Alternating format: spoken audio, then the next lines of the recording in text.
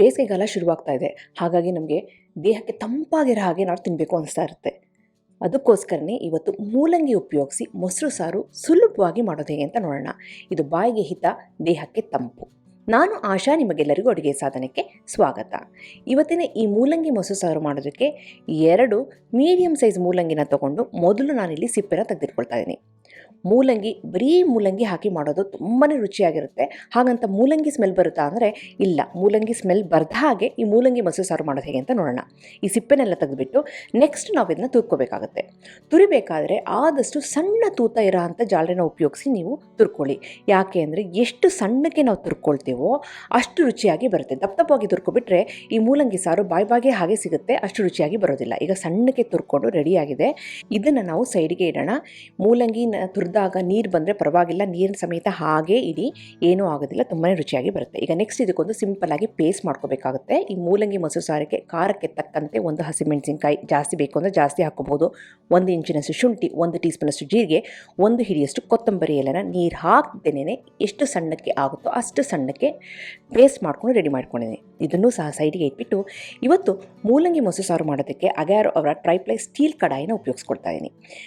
ಭಾರವಾಗಿದ್ದು ಪಾತ್ರೆ, ತಳ ದಪ್ಪಕ್ಕೆ ಇದ್ದರೆ ಈ ಮೂಲಂಗಿ ಮೊಸರು ಸಾರು ಮಾಡೋದಕ್ಕೆ ತುಂಬಾ ಚೆನ್ನಾಗಿರುತ್ತೆ. ಇವಾಗ ಅದಕ್ಕೆ 1 ಟೀ ಸ್ಪೂನಷ್ಟು ತುಪ್ಪನ ಸೇರಿಸ್ತಾ ಇದ್ದೀನಿ. ಮೊಸರು ಹಾಕೋದ್ರಿಂದ ಆದಷ್ಟು ತುಪ್ಪನ ಹಾಕಿ ನಾವು ಒಗ್ಗರಣೆ ರೆಡಿ ಮಾಡಿಕೊಂಡ್ರೆ ಚೆನ್ನಾಗಿ ಟೇಸ್ಟ್ ಬರುತ್ತೆ. ತುಪ್ಪ ಒಂದು ಮಟ್ಟಿಗೆ ಬಿಸಿಯಾಗಿದೆ ಅಂದಾಗ ಒಂದು ಅರ್ಧ ಟೀ ಸ್ಪೂನಷ್ಟು ಸಾಸಿವೆ, ಅರ್ಧ ಟೀ ಸ್ಪೂನಷ್ಟು ಉದ್ದಿನಬೇಳೆ, ಅರ್ಧ ಟೀ ಸ್ಪೂನಷ್ಟು ಜೀರಿಗೆ ಹಾಕಿ ಒಂದೇ ಒಂದು ಕೆಂಪು ಮೆಣಸಿನಕಾಯಿನ 2 ತುಂಡು ಮಾಡಿ ಅದನ್ನು ಹಾಕ್ಕೊಂಡು ಚೆನ್ನಾಗಿ ಬಾಡಿಸ್ಕೊಳ್ತಾ ಇದ್ದೀನಿ.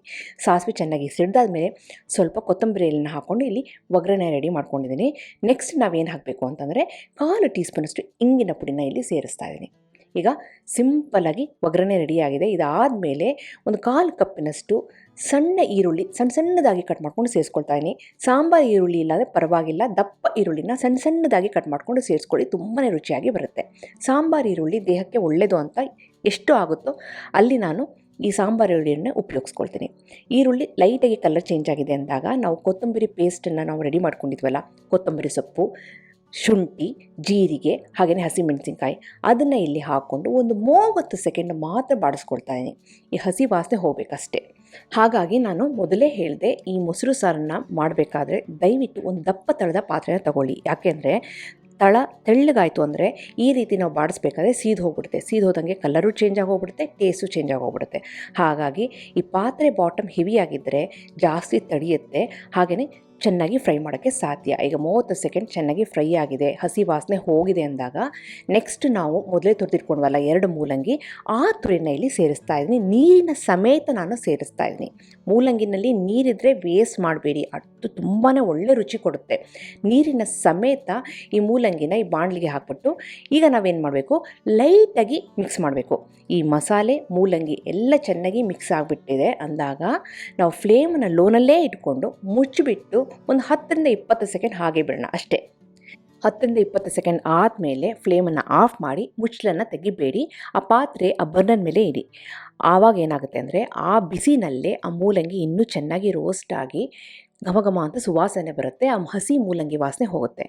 ಈಗ ನೋಡಿದ್ರೆ ಒಂದು ಮಟ್ಟಿಗೆ ಆರಿದೆ, ಪೂರ್ತಿ ಆರಿಲ್ಲ. ಅದಕ್ಕೋಸ್ಕರ ನಾನು ಏನು ಮಾಡ್ತಾಯಿದ್ದೀನಿ ಅಂತಂದರೆ ಈ ಮೂಲಂಗಿನ ಬೇರೆ ಪಾತ್ರೆಗೆ ಟ್ರಾನ್ಸ್ಫರ್ ಮಾಡ್ತಾಯಿದ್ದೀನಿ. ಹೀಗೆ ಮಾಡೋದ್ರಿಂದ ಇನ್ನೂ ಬೇಗ ಆರುತ್ತೆ ಅಂತ. ಇವಾಗ ಇದಕ್ಕೆ ಮೊಸರನ್ನ ಸೇರಿಸಬೇಕು. ಕಂಪ್ಲೀಟಾಗಿ ತಣ್ಣಗೆ ಆದಮೇಲೆ ಮೊಸರನ್ನ ಸೇರಿಸಬೇಕು. ಇವಾಗ ಇದಕ್ಕೆ ರುಚಿಗೆ ತಕ್ಕಷ್ಟು ಉಪ್ಪನ್ನು ಸೇರಿಸೋಣ. ಇನ್ನೊಂದೇನು ಅಂತಂದರೆ ಈ ಮಸಾಲೆ ಪೇಸ್ಟನ್ನ ನೀವು ರೆಡಿ ಮಾಡಿಕೊಂಡು ನೀವು ಫ್ರಿಜ್ನಲ್ಲಿ ಸ್ಟೋರ್ ಮಾಡ್ಬೋದು 3ರಿಂದ 4 ದಿನ. ಯಾವಾಗ ಬೇಕೋ ಆವಾಗ ಫ್ರಿಜ್ಜಿಂದ ಹೊರಗಡೆ ತೆಗೆದುಬಿಟ್ಟು ಅದು ರೂಮ್ ಟೆಂಪ್ರೇಚರ್ಗೆ ಬಂದಿದೆ ಅಂದಾಗ ಮೊಸರನ್ನ ಮಿಕ್ಸ್ ಮಾಡಿಕೊಂಡ್ರೆ ರುಚಿಯಾದಂಥ ಮೂಲಂಗಿ ಮೊಸರು ಸಾರು ದಿಢೀರಾಗಿ ರೆಡಿಯಾಗಿ ಹೋಗ್ಬಿಡುತ್ತೆ. ಇವಾಗ ಇಷ್ಟು ಮಸಾಲೆಗೆ ನಾನಿಲ್ಲಿ ಒಂದು ಅರ್ಧ ಲೀಟ್ರಷ್ಟು ಮೊಸರನ್ನ ಸೇರಿಸ್ತಾ ಇದ್ದೀನಿ. ಇನ್ನೊಂದೇನು ಅಂತಂದರೆ ಈ ಮೂಲಂಗಿ ಮೊಸರು ಸಾರು ಗಟ್ಟಿಗೆ ಬೇಕು ಅಂದರೆ ಕಡಿಮೆ ಮೊಸರನ್ನ ಸೇರಿಸಿ, ತೆಳ್ಳಗೆ ಬೇಕು ಅಂತಂದರೆ ಸ್ವಲ್ಪ ಜಾಸ್ತಿ ಮೊಸರನ್ನ ಸೇರಿಸಿ, ಇಲ್ಲ ನಿಮಗೆ ನೀರಾಗಬೇಕು ಅಂದರೆ ಗಟ್ಟಿ ಮಜ್ಜಿಗೆನ ಸೇರಿಸಿ, ಹೇಗೆ ಬೇಕಾದರೂ ರೆಡಿ ಮಾಡ್ಕೋಬಹುದು ನಿಮ್ಮ ರುಚಿಗೆ ತಕ್ಕಂತೆ. ಈಗ ಉಪ್ಪು, ಆ ಮಸಾಲೆ, ಮೊಸರು ಎಲ್ಲ ಚೆನ್ನಾಗಿ ಮಿಕ್ಸ್ ಮಾಡಿದ್ದೀನಿ. ಅತಿ ಸುಲಭವಾಗಿ ಮಾಡುವಂಥ ಆರೋಗ್ಯಕರವಾದಂಥ ಮೂಲಂಗಿ ಮೊಸರು ಸಾರು ರೆಡಿಯಾಗಿದೆ. ಬಿಸಿ ಬಿಸಿ ಅನ್ನಕ್ಕೆ ಒಂದು 2 ಸ್ಪೂನ್ ತುಪ್ಪ ಹಾಕ್ಕೊಂಡು ಆಮೇಲೆ ಈ ಮೂಲಂಗಿ ಮೊಸರು ಸಾರನ್ನ ಹಾಕ್ಕೊಂಡು ಕಲಿಸ್ಕೊಂಡು ತಿಂತಿದ್ರಂತೂ ಅಮೃತ ಇದ್ದಾಗಿರುತ್ತೆ. ತಿಂತಲೇ ಇರ್ಬೋದು, ಅಷ್ಟು ರುಚಿಯಾಗಿರುತ್ತೆ. ಖಂಡಿತವಾಗ್ಲೂ ಮಾಡಿ. ಬೇಸಿಗೆ ಕಾಲದಲ್ಲಿ ಹೇಳಿ ಮಾಡಿಸಿದಂಥ ಒಂದು ಅದ್ಭುತವಾದಂಥ ಆರೋಗ್ಯಕರವಾದಂಥ ರೆಸಿಪಿ. ನಿಮಗೆಲ್ಲ ಈ ರೆಸಿಪಿ ಇಷ್ಟ ಆಗಿದೆ ಅಂತ ಅಂದ್ಕೊಂಡಿದ್ದೀನಿ. ಖಂಡಿತವಾಗ್ಲೂ ಮಾಡಿ ಹೇಗೆ ಬಂತು ಅಂತ ನಾನು ಕಮೆಂಟ್ ಸೆಕ್ಷನಲ್ಲಿ ದಯವಿಟ್ಟು ತಿಳಿಸಿ. ಹಾಗೆ ನೀವೇನು ಅಡುಗೆ ಸಾಧನಕ್ಕೆ ಸಬ್ಸ್ಕ್ರೈಬ್ ಆಗಿಲ್ಲ ಅಂದರೆ ತಡ ಯಾಕೆ, ಈಗಲೇ ಸಬ್ಸ್ಕ್ರೈಬ್ ಆಗಿ ಪಕ್ಕದಲ್ಲಿರುವ ಬೆಲ್ ಬಟನ್ ಕೂಡ ಟಚ್ ಮಾಡಿ. ನಿಮಗೆ ವಿಡಿಯೋ ಇಷ್ಟ ಆಯಿತು ಅಂದರೆ ಲೈಕ್ ಬಟನ್ನ ಕ್ಲಿಕ್ ಮಾಡಿ, ಫ್ರೆಂಡ್ಸ್ ಆ್ಯಂಡ್ ಫ್ಯಾಮಿಲಿ ಜೊತೆ ಶೇರ್ ಮಾಡಿ, ವಾಟ್ಸಪ್ಪಲ್ಲಿ ಶೇರ್ ಮಾಡಿ. ಮತ್ತೊಂದು ಇಂಟ್ರೆಸ್ಟಿಂಗ್ ರೆಸಿಪಿಯೊಂದಿಗೆ ಭೇಟಿ ಆಗ್ತೇನೆ. ಅಲ್ಲಿವರೆಗೆ thank you, bye bye, see you.